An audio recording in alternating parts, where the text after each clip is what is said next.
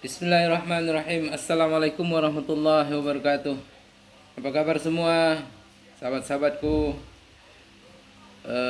Pada hari ini, di hari yang baik ini, di bulan yang baik ini, di Syawal ini, di Idul Fitri ini, kami Awaridina serta seluruh keluarga mengucapkan selamat hari raya Idul Fitri 1443 Hijriah. Taqabbalallahu minna wa minkum. Taqabbal ya karim.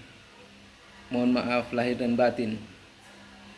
Dari jauh menjunjung duli, dari dekat menjunjung sembah. Mohon maaf khilaf dan salah.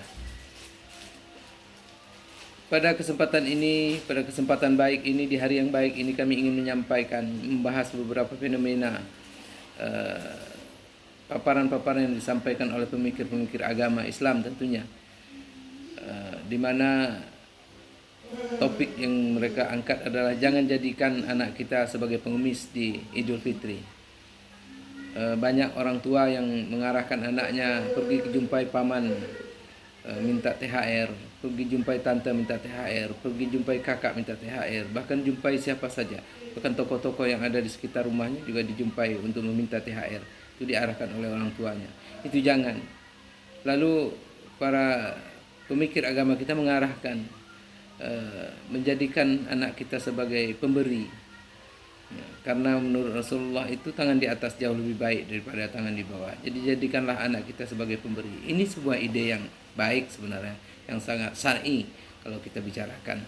Namun tidak kita sadari bahwa kondisi itu kita juga tidak merubah situasi, di mana ketika kita menjadikan anak kita, generasi kita sebagai pemberi, sebagai tangan di atas, maka kita juga akan memerlukan tangan di bawah.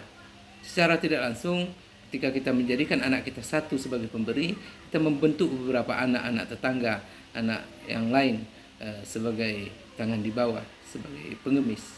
Kita menjadikan satu dermawan, lalu kita membentuk beberapa pengemis di lingkungan kita, dan juga anak-anak muslim. Ini persoalan sebenarnya. Ada satu solusi yang mungkin pantas untuk kita kedepankan, di mana tidak membudayakan adanya pemberian-pemberian hadiah dan THR di hari raya. Cukuplah kita bersalam-salaman, saling bermaafan. Kalau sekiranya ada kelebihan rezeki, mari kita salurkan kepada orang-orang yang memang membutuhkan, tetangga yang membutuhkan, orang yang betul-betul miskin, tidak kepada pribadi-pribadi. Kita berikan untuk makan mereka, untuk menyambung kehidupan mereka. Ini mungkin lebih baik. Juga termasuk menyalurkan kepada yayasan-yayasan yang memerlukan biaya dalam operasional yayasan itu untuk menegakkan syariat Islam tentunya. Memang satu hal yang aneh kadang-kadang dalam pemikiran para pemuka-pemuka agama kita. Mereka memahami betul bahwa tangan di atas lebih baik daripada tangan di bawah. Dengan demikian Rasul tidak menginginkan sama sekali bahwa orang Islam itu menjadi pengemis.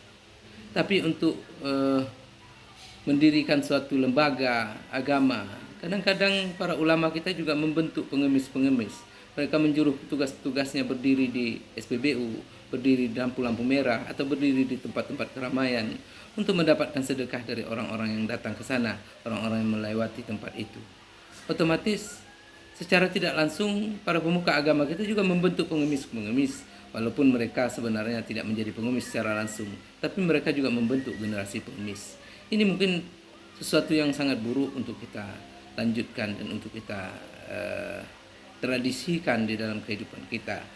Karena kita beragama Islam, tentunya seluruh budaya-budaya kita itu jangan terlalu jauh, jangan terlalu buruk dalam pandangan Islam. Karena Rasulullah sangat tidak menginginkan orang Islam itu, generasi Islam itu menjadi pengemis. Rasulullah menginginkan generasi Islam itu menjadi orang-orang yang sangat mampu dan tidak mudah menerima hadiah. Bahkan di dalam satu hadis yang lain, Rasulullah juga menyampaikan kepada umatnya, jangan sampai umatnya itu meninggalkan keturunan-keturunan yang lemah. Ini pertanda bahwa Rasulullah juga tidak menginginkan orang-orang Islam itu meninggalkan keturunan-keturunan yang tidak mampu membiayai hidupnya. Memang mungkin pemilik-pemilik yayasan sangat mampu membiayai hidupnya, tapi mereka membentuk pengemis untuk membesarkan yayasan itu. Otomatis secara tidak langsung kita juga sudah melanggar syariat-syariat Islam, walaupun ini tidak diharamkan, tapi tidak dianjurkan untuk dilaksanakan. Ini persoalan-persoalan yang perlu kita pecahkan, terutama di kalangan Islam, sehingga tidak ada lagi kalangan Islam ini yang menjadi pengemis di tengah masyarakat, apalagi di tengah masyarakat non muslim. Bayangkan oleh kita ketika sebuah masjid mau berdiri, di depan masjidnya didirikan sebuah posko, diletakkan petugas beberapa orang hanya untuk mengambil sedekah. Lalu masjid berharap dari sedekah. Masjid mendirikan orang, mendidik beberapa orang, generasi masjid tersebut menjadi pengemis. Ini kan mungkin dapat dikatakan buruk untuk perkembangan generasi Islam berikutnya. Itu mungkin yang perlu kita pecahkan bersama, kita carikan solusi bersama agar kita sebenarnya tidak menjadi orang yang lemah di tengah komunitas Islam ini, apalagi di tengah komunitas non-muslim. Demikian, sekali lagi kami mohon maaf lahir dan batin. Hari baik dan bulan baik ini, semoga kita semua dalam lindungan Allah dan kita digolongkan oleh Allah sebagai hamba-hambanya yang bertakwa. Billahi taufiq wal hidayah. Wassalamualaikum warahmatullahi wabarakatuh.